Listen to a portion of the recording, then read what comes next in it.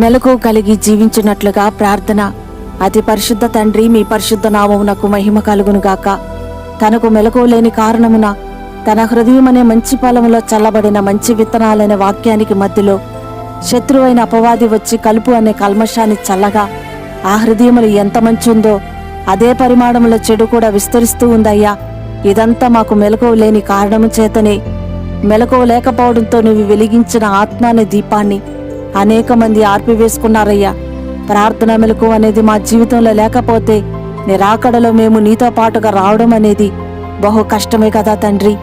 మా జీవితంలో ప్రార్థన మెలకువ లేకపోతే ఎంతో నష్టాలు, ఆపై ఎన్నో కష్టాలు పడవలసి వస్తుంది తండ్రి.